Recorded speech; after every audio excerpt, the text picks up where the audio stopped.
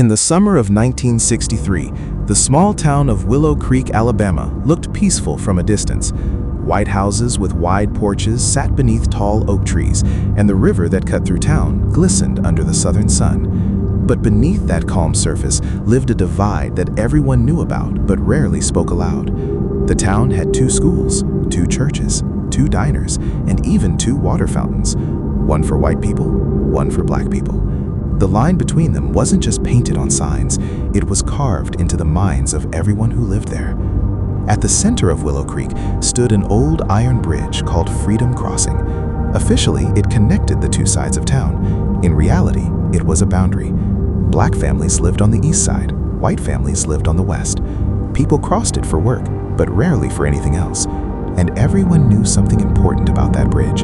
Trouble always followed anyone who tried to change the rules. 14-year-old Samuel Carter had grown up hearing the same warnings his entire life. Stay on our side of the river.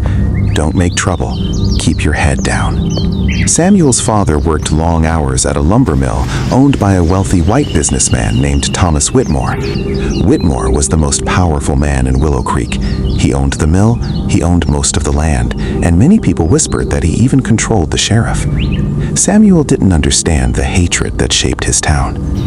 One afternoon, while delivering lunch to his father at the mill, Samuel saw something strange.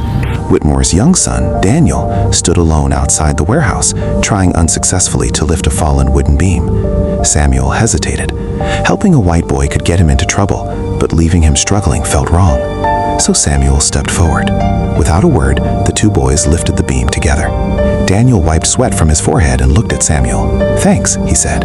It was the first time Samuel had ever heard a white boy thank him. That moment would change everything. Over the next few weeks, Samuel and Daniel began meeting secretly near the riverbank under the bridge. They skipped stones, talked about baseball, and complained about school. For the first time, both boys realized something shocking. They weren't enemies. They were just kids trapped in a world built by adults. Daniel had never visited the black side of town. Samuel had never stepped foot inside the white neighborhoods. Each side believed the other was dangerous, but sitting together by the water, they couldn't see the difference. One night in August, a fire broke out at Whitmore's lumber mill. Flames rose into the sky. Workers rushed to stop it from spreading. The sheriff arrived quickly, but instead of investigating the cause, whispers began spreading through the white side of town. Someone claimed they saw a black man near the mill before the fire started. Fear turned into anger, and anger turned into blame. Within hours, a mob formed. They marched across Freedom Crossing Bridge toward the east side of town. Samuel watched from his porch as lanterns flickered in the darkness. His mother whispered nervously, "Stay inside." But the crowd grew louder, shouting, threatening. The sheriff didn't stop them. And suddenly, Willow Creek stood on the edge of violence. Daniel Whitmore heard the same rumors spreading through his father's house. Men were gathering. They wanted revenge.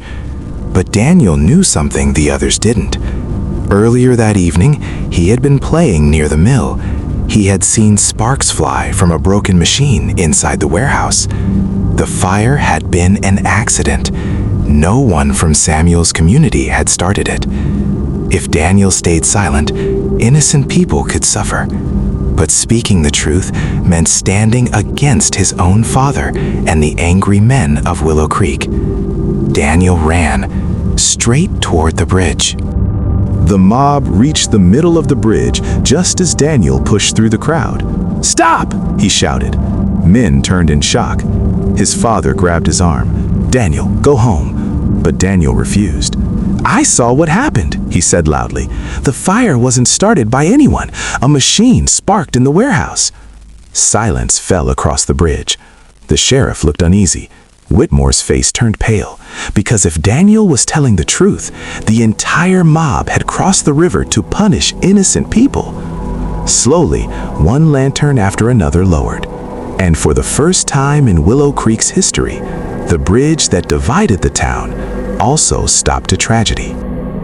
The fire was eventually ruled an accident, but something deeper had changed.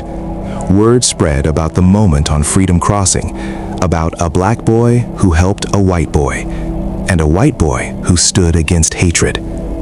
Years later, the town council removed the segregation signs.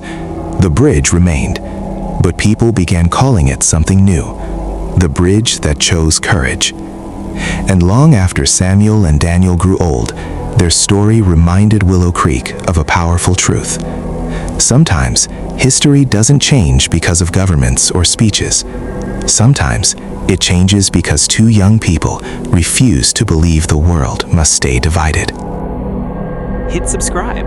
More amazing content coming your way.